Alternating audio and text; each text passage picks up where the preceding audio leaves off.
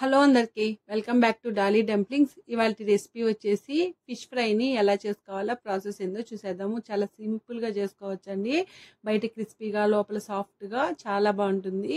మీరు కూడా ఈ ఫిష్తో తప్పకుండా ఫిష్ ఫ్రైని ట్రై చేయండి, మీకు కూడా చాలా బాగా నచ్చుతుంది. ఇప్పుడు ప్రాసెస్ చూసేద్దాము. దీనికోసం ముందుగా నేను ఇక్కడ ఒక 1/2 kg ఫిష్ని తీసుకొని తలను తీసేసి శుభ్రంగా క్లీన్ చేసి తీసుకున్నానండి. మీకు నచ్చితే తల భాగాన్ని కూడా ఉంచుకోవచ్చు. ఈ ఫిష్ని వచ్చేసి పైలట్ ఫిష్ అంటారు, లేదా జిలేబీ ఫిష్ అని కూడా అంటారండి. ఇప్పుడు ఈ ఫిష్కి నేను ఇక్కడ వీడియో క్లిప్లో చూపించే విధంగా కాస్త క్రాస్గా ఘాట్లు పెట్టుకోవాలి. ఇలా పెట్టుకోవడం వల్ల మసాలా అలాగే కారాలు అనేది ఫిష్కి బాగా పట్టుకుంటుంది. అదేవిధంగా అన్ని చేపలకి ఇలా ఘాట్లు పెట్టుకోవాలండి. చూడండి, ఈ విధంగా ఘాట్లు పెట్టుకొని ఇప్పుడు ఈ చేప ముక్కల్ని పక్కన పెట్టేసుకొని ఈ చేప ముక్కలకి పట్టించడానికి మసాలాని ప్రిపేర్ చేసుకోవాలి.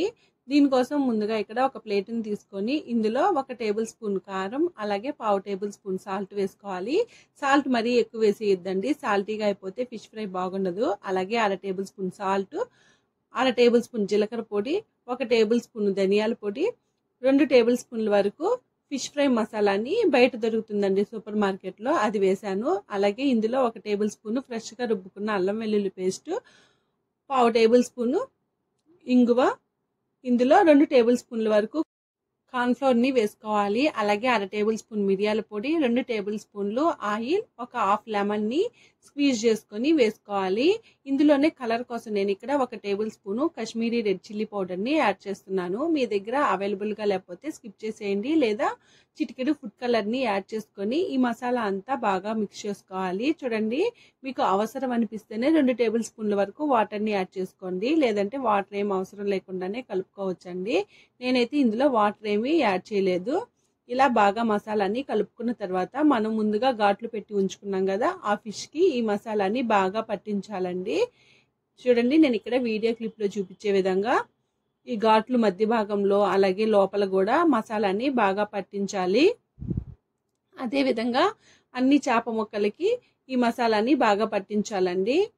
ఇలా పట్టించి ఈ చేపల్ని కనీసం ఒక 8 hours పాటు మ్యారినేట్ చేసుకోవాలి. ఇలా మ్యారినేట్ చేయడం వల్ల మసాలా అనేది ఈ ఫిష్ ముక్కలకి బాగా పట్టుకుంటుంది, అలాగే సాల్ట్ కూడా బాగా పడుతుందండి. చూడండి, ఇక్కడ నేను అన్ని చేప ముక్కలకి మసాలాను పట్టించేసి ఈ ఫిష్ని ఒక 8 hours వరకు రిఫ్రిజిరేటర్లో పెట్టానండి. 8 hours తర్వాత ఈ ఫిష్ ముక్కల్ని తీసుకొని ఒక 10 minutes బయట పెట్టేసి తర్వాత ఫ్రై చేసుకోవాలి. చూడండి, నేను 8 hours తర్వాత ఫిష్ ముక్కల్ని బయట తీసి పెట్టుకున్నాను.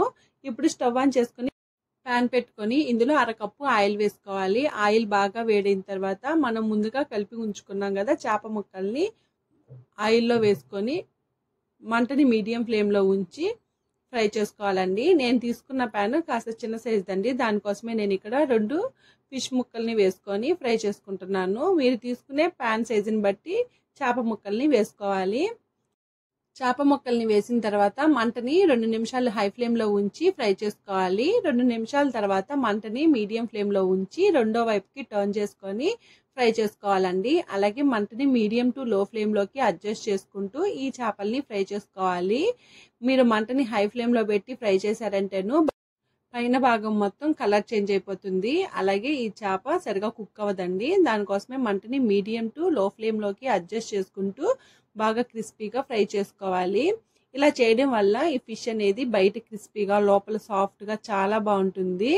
మీరు కూడా తప్పకుండా ట్రై చేసేయండి. అలాగే మీరు ఫిష్ని మ్యారినేట్ చేసుకునే టైం లేనప్పుడు ఆయిల్లో చిటికెడు సాల్ట్ని వేసి ఫిష్ని అప్పటికప్పుడు కూడా ఫ్రై చేసుకోవచ్చు అండి. కానీ మ్యారినేట్ చేసుకొని ఫ్రై చేసుకుంటే టేస్ట్ అనేది ఇంకా బాగుంటుంది.